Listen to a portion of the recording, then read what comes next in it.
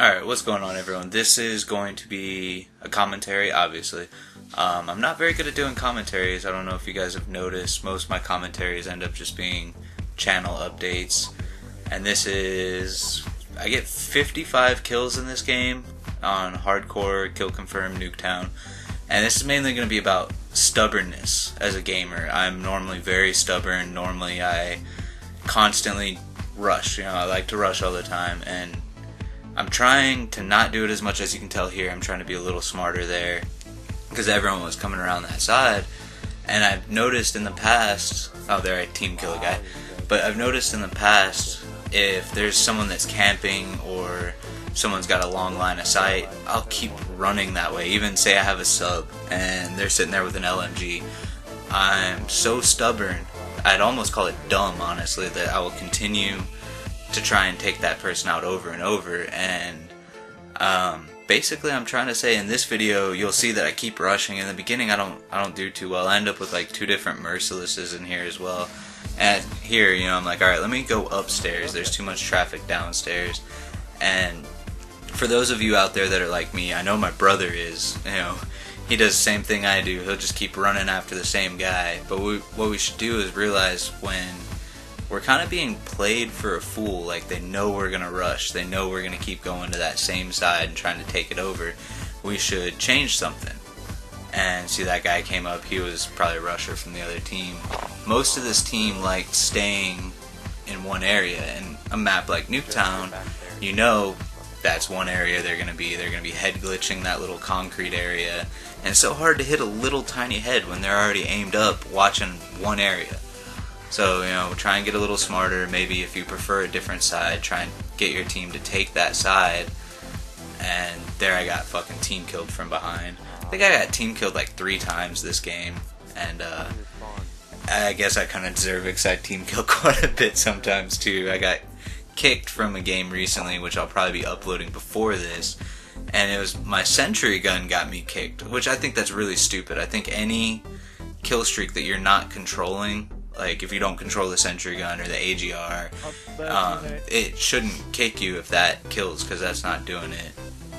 And here we're working on trying to take that side, because I would rather take that side than be rushing that side. I don't know why, it's really basically the same thing. And yeah, it's just like a 10-minute video. I don't know if I'm going to be able to talk the whole time. Always check that corner that I just looked in. It's usually a douchebag chilling there. And I really miss, honestly, Black Ops 1 Nuketown. I know a lot of people loved that.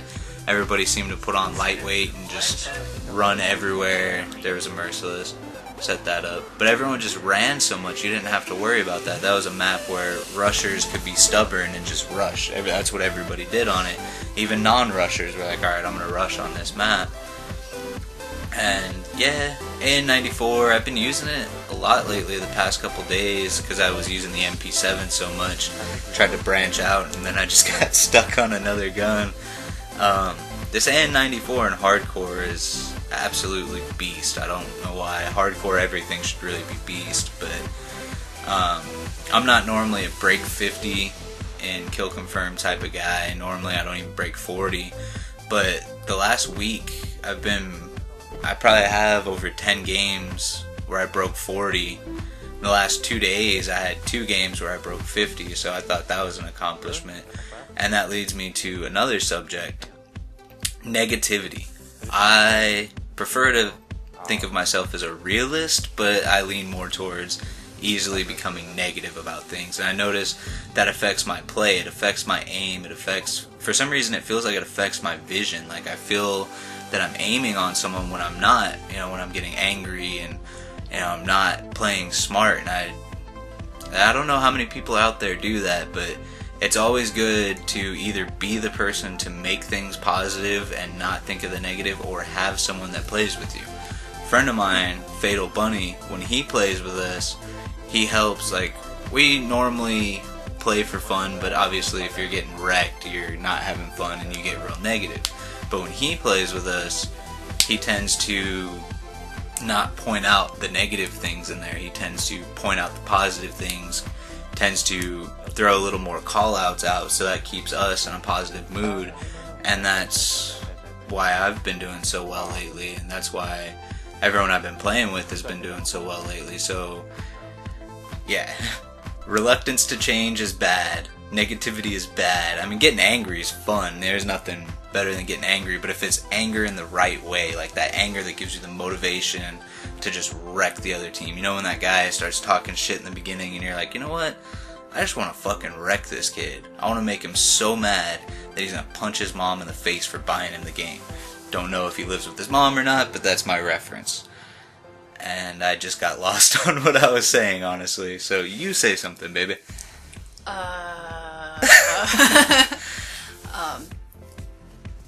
Honestly, yeah, the call-outs is good. It's really good when you've got teammates that will actually help communicate with you. Say you're running one side and all the other teammates are running the other side. You get killed, and there are 3 of them. You can be like, hey, there's 3 people over here, and then you can get either like a confirmation being like, hey, I'm gonna go over there and see what I can do. It really helps. It's like a morale kind of thing. Yeah, we don't communicate all that well. We got one guy that communicates pretty well, and that's pretty much all he says in the games too. That's what I've noticed. He doesn't talk much, but he mentions where people are. He calls them out. It's always good to have a guy that runs orbital VSAT as well. God, I love an orbital VSAT. I don't know how many people out there play hardcore, but hardcore, even just if you run UAV is like the best thing you can possibly run as, you know, lower kill streak. I also noticed I've been playing a lot better since I raised my kill streaks back up, because it gives you a reason to try and stay alive a little longer. Like I used to have my kill streaks at UAV, counter UAV, and then hunter killer. Before that, just the hunter killer was to throw out and get rid of, so we could constantly have UAV up and constantly have their shit jammed. But I mean, now I'm considering a bad game. Like I had one the other day, I went like 39 and 18 or something. I considered that a bad game. Normally I'd consider that a beast-ass game. And it's kind of crazy the outlook that you'll have on things if you have goals in the game. That's probably why a lot of big YouTubers do so well, because they have those high-ass kill streaks up. They have something to shoot for, and the fact that they're shooting for a gameplay. You know, I'm not a type that normally will shoot for a gameplay because I'm not good enough. This one I went like 55 and 12, I think, and I choked at the end. This is really funny. You'll see I start choking because I'm at like 48. I'd never hit 50. Well, since Modern Warfare 2, I haven't had a 50 kill game, and this was the first one. And you'll see, like, as you can tell right there, I'm already starting to freak out. I'm like, dude, I might actually be able to hit 50. And that's a bad thing too, if you let your goals choke you up a little bit. Like, I mean, you can't help but, I've never gotten a nuke, but I heard a guy say no matter how many times you get a nuke, you always get butterflies in your stomach right before it. And I'm sure that's true. Sometimes those can help, and sometimes those can fuck you up. And there I thought I'd got team killed. You did. Oh, I did get team killed. Ah. Sorry, I'm watching this on 2 different screens right now, and yeah. The other thing I can mention, well, give advice, is don't look at your score. Yeah, I like to look at my score sometimes. I mean, if you're going for like high gameplays, the thing I can recommend the most is don't look at your score. Just play to have fun, and if you get a good gameplay out of it, it feels freaking amazing. Like, you're not sitting there and like constantly, you know, hitting the select button like, how am I doing? Oh fuck, I don't like the way I'm doing this. I'm gonna fucking rage quit. I'm gonna counter that partially. You should be aware of your score. Like, if you're starting to do bad, you should be aware of your score. You shouldn't let that be the main focus of it. But if you're trying to get a high gameplay, you need to pay attention to your score. You need to know how far off you are from certain kill streaks, honestly. And this should be coming up to an end real soon. I kind of apologize about the horrible commenting ability of me and my girlfriend. We are just not commentators. We normally, as you can tell, do live stuff.